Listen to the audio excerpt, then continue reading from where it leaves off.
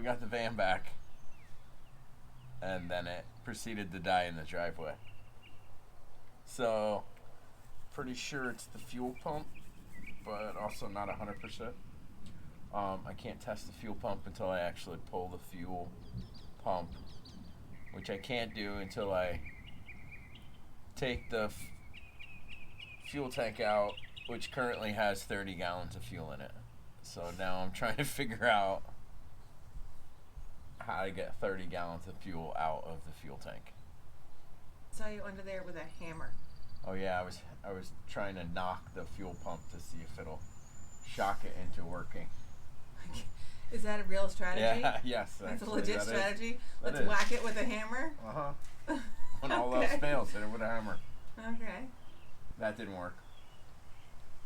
So then we had to wench it up our driveway, or out of our driveway.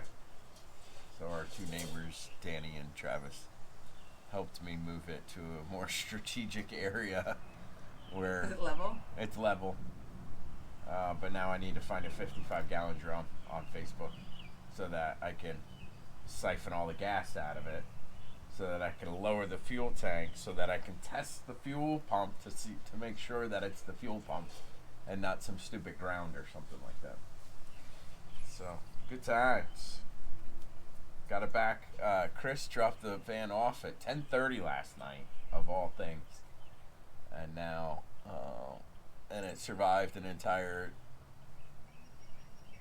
12 hours. And now it's down again. Well, that was a pleasant surprise. Oh yeah, what? The bolts came right out, Yay! which was not something I was anticipating. I was anticipating drilling them out. So let's see what we got here. I won't get too close. Huh? Said I won't get too No, close. it's fine. So how did you drain the tank? By siphoning out. I used 4 5-gallon buckets.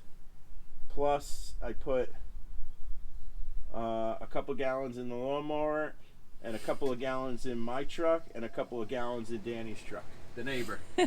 So When our ship breaks, we give away we give gasoline. away gas. Yeah. So, but all right. Here's where I start to figure out if I know what I'm doing or not.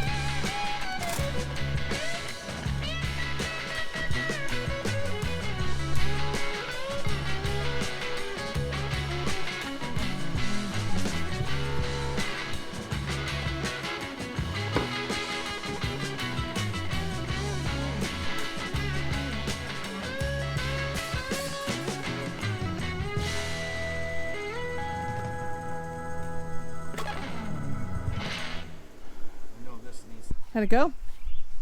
$300 later. For a fuel pump?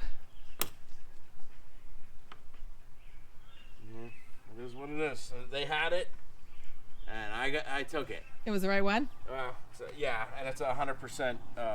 It's lifetime guaranteed, so if it ever goes out again. Oh, awesome. I'll pay $300 for that. So, yep. So that's that. That's that. I tried to siphon out the rest. Oh, there was still some left in it? Just a little bit.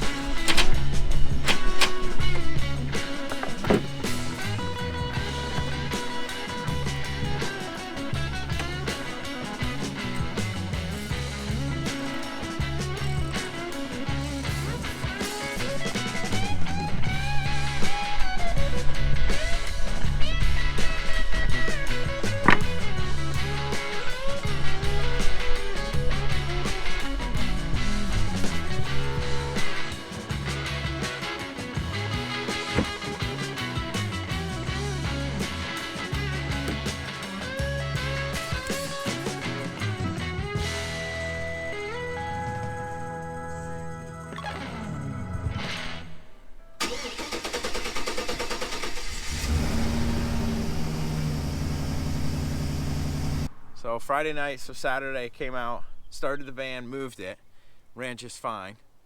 And then we left to go to, where'd we go?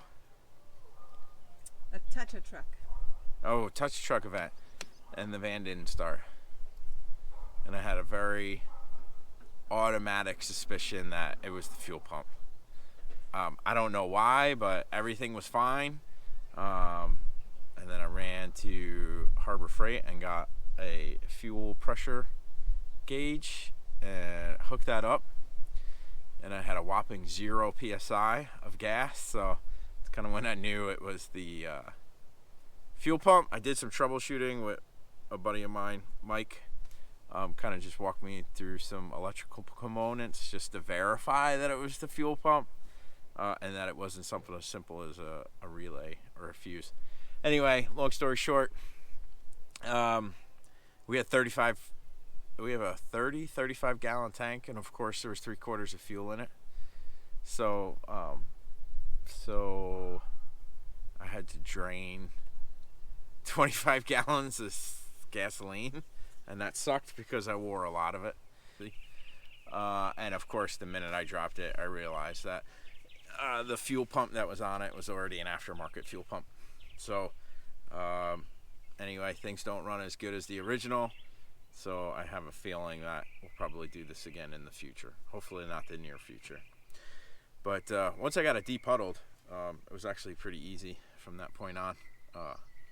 Got the tank out, got the pump out, ran to AutoZone. They had one in stock. It was not cheap. Surprisingly, not like more than I really had anticipated paying. But anyway, it was there. They had it in stock, and now it's 100% guaranteed for the life of the pump. So, got it back in and got the tank back up by myself. So, once it doesn't have 30 gallons of fuel in it, it's actually pretty maneuverable. So that's it. Van's working. And we're back on the road again. So I'm sure this will not be the last time that something goes. So far we have a new starter, a new fuel pump, I think a new battery. New floor. New floor. Our friend Chris over at Big Deuce Customs helped us kind of put a mat down over the top of the rug. Again, 2011 Chevy Express, right? So couldn't get a OEM rug, and what we came up with was kind of a solution that actually looks really good. It's just a rolled out mat, diamond pattern, but it's sitting on top of the rug because the rug is like literally like 2 inches thick. So we couldn't take that out without exposing other issues, because the way these seats are mounted in the Chevy Expresses, there's rails under here that you can't see, but if we wanted to remove the rug, those rails would be exposed, and it actually turned into a lot bigger of an issue than we had anticipated. We really thought it was just going to be as easy as pulling the rug out, like in a Ford or a Sprinter. That's possible, but not on the Chevy Express with how they designed it. So unfortunately, what we had wanted to do, we just couldn't get it to work. And Chris, to his credit, kept working at it, and then he came up with this solution, which I thought came out really nice. It's got that new rubbery smell. Insert video of Chris working on it if we get some. But that's it. Van's ready to rock and roll for spring camping. Nope. All right. Thank you. Thanks for watching.